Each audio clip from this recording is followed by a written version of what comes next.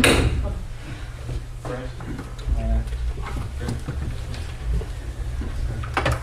I said, I want to say thank you.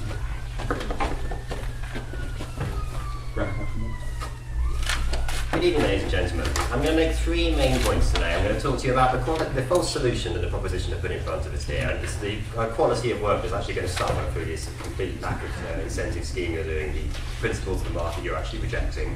I'm going to talk to you about the general employment figures and how in a recession this is actually going to be very, very detrimental to the economy, pushing out people from the jobs they already have.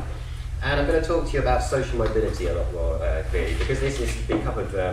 The idea that the damage it's going to do to the public sector, the stigma this is actually going to attach to those who already have public sector jobs legitimately, and how this is going to be making this a stigma and destroy their social mobility to actually move on up and to get more successful jobs in the future. But I'm going to begin move on to my first point, which is the quality of work through this mislaid incentive scheme. Okay, people work for a living because they have this conscience where they want to earn their money, and they earn their money because the society's put a value on the contribution they put in.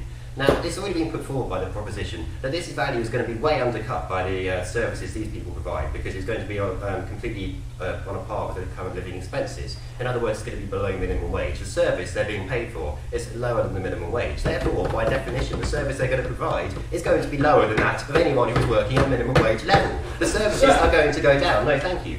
And this is going to cause, this is because you're going to have a huge amount of resentment for the fact that they were actually currently getting the money before to live off, to support their families. Now they're having to basically go through the motions, jump through the hoops, wander around a hospital, pushing a mop around, pretending to wipe the floor. That's not really in the interests of our society, and I'll tell you why, because as it was put by the first speaker, this would be a very good service if they were actually doing it. However, I would say that with the current situation, we've got a swine flu outbreak around the world, we've got pandemics, we've got superbugs, we've got MRSA. Do we really want people who aren't actually cleaning the hospitals properly to be going through the motions trying to earn a pitiful amount of money, who are actually endangering, ladies and gentlemen, endangering society as a whole? They are providing massive problems. Yes, I'll take it. Your position as speaker is that the people who currently do these jobs are getting paid loads. They're on medial wages as well, so what incentive do they have? Well, they have an incentive because they've got a contract, they've got an employment, they've got people checking up on them. If you have people that are just completely have no employable skills whatsoever, have been criminalised essentially by your policy, then you're going to have extra resources checking up on the absence of work they've already put forward. Sit down.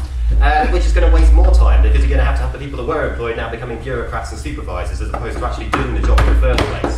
So your social mobility actually just means, I'll put you in charge of 5 people who aren't doing any work at all.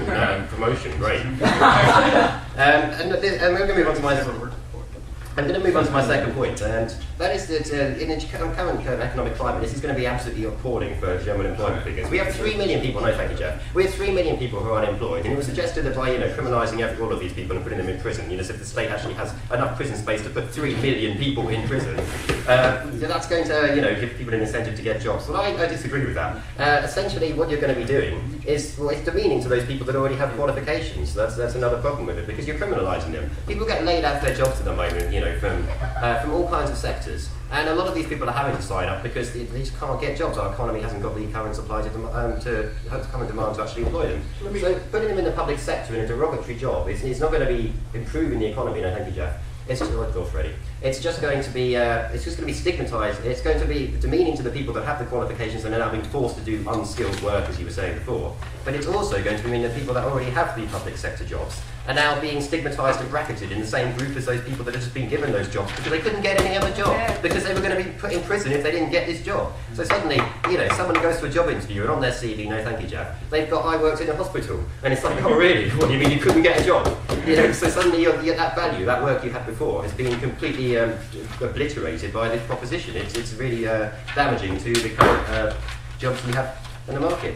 So I'm going to move on to, and the problem, it's been covered earlier in the table, but the problem that you're actually going to have with socially, which is that you've got a very big propensity now for actual violence and rioting in the streets, because you're depriving people of something they already have. You're depriving people that are from a very low social bracket, people that are from deprived areas, of the ultimate living expenses. You're making them criminals. They're going to be aimlessly wandering around now, just causing trouble, causing violence, because what alternative do they have? They've been bracketed outside of the law. So what have I told you today, ladies and gentlemen? I've told you that this scheme will not actually improve the quality of service and increase the number of people in work. It will actually sabotage the nature of the work that they're doing and be a false solution. I've told you this will hurt the employment figures rather than help them in the current climate and push more people out of their jobs. It will stigmatise those that have jobs already but haven't got skills. And it will lead to more social problems, and as a result of all of those reasons, I beg you to oppose.